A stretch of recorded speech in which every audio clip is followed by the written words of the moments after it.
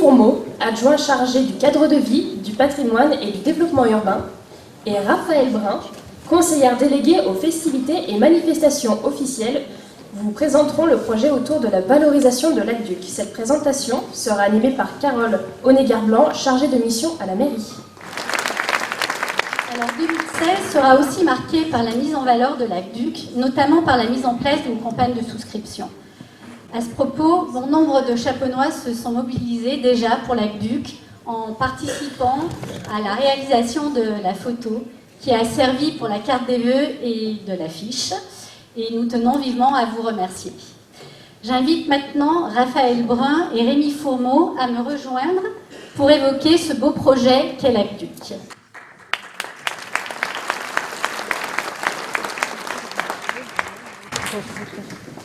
Bonsoir Monsieur Fourmeau. Bonsoir à tous.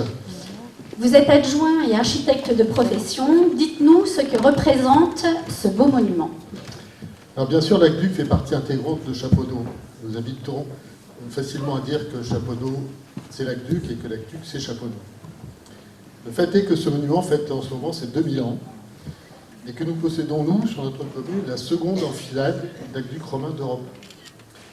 Plusieurs aqueducs desservaient Lyon au 1er siècle, l'aqueduc du Gier est de loin le plus long et sûrement le plus spectaculaire. En tant qu'architecte, il m'impressionne. 85 km depuis la source du Gier, au pied du Pilat, qui se situe à 400 mètres d'altitude, l'aqueduc franchit les collines, des vallées avec une pente incroyable, voisine du millimètre par mètre. Les ponts s'y font, et tout cela avec une technicité simple, pas de laser, pas de GPS, des niveaux à eau et des instruments d'optique rudimentaires.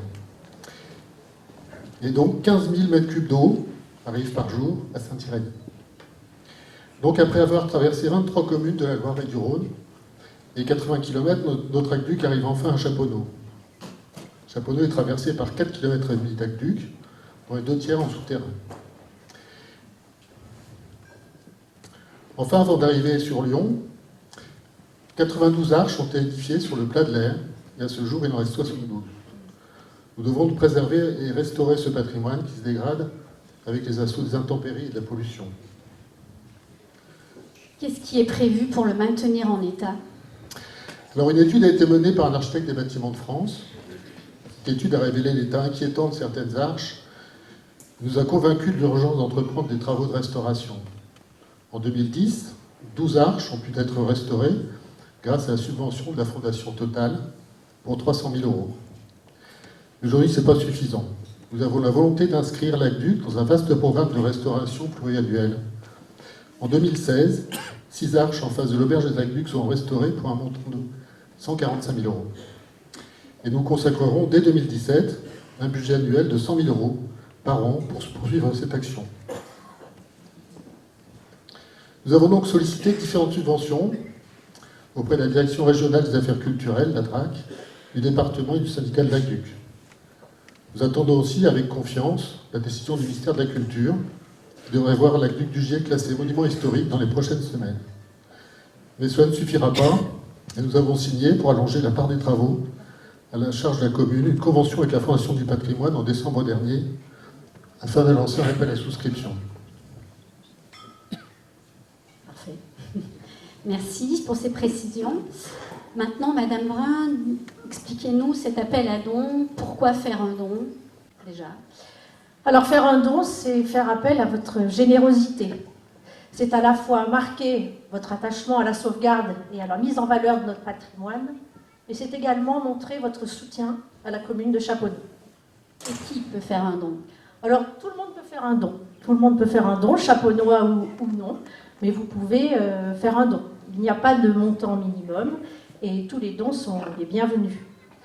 Vos dons seront versés directement à la Fondation du patrimoine et sachez que tout don est bien déductible de vos impôts.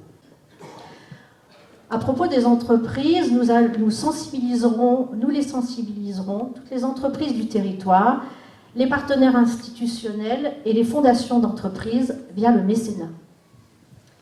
Comment faire un don ? Alors là aussi, c'est très très simple. Pour contribuer, vous avez 3 possibilités.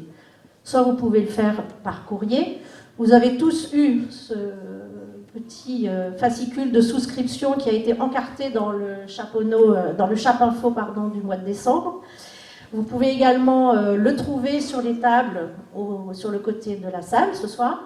Et vous pouvez le télécharger également sur le site de la Fondation du patrimoine. Vous pouvez également directement faire votre don sur Internet sur le site de la Fondation du patrimoine. Et puis également, pour ceux qui sont un peu plus initiés avec vos smartphones, vous pouvez flasher le QR code. D'ailleurs, j'en profite pour spécifier qu'à ce jour, nous avons déjà recueilli environ 5 500 € depuis la date de la signature, à savoir du 17 décembre. Et pour faire connaître notre démarche, nous avons réalisé un kit de communication composé des bons de souscription et des affiches que nous mettrons à disposition de l'ensemble des communes traversées par notre aqueduc.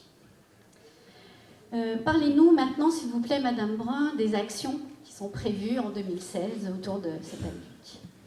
Alors, ce premier semestre 2016 va être rythmé par différentes actions. Et à ce propos, nous souhaitons vivement que les associations chaponnoises et l'Office du tourisme contribuent au dynamisme du projet.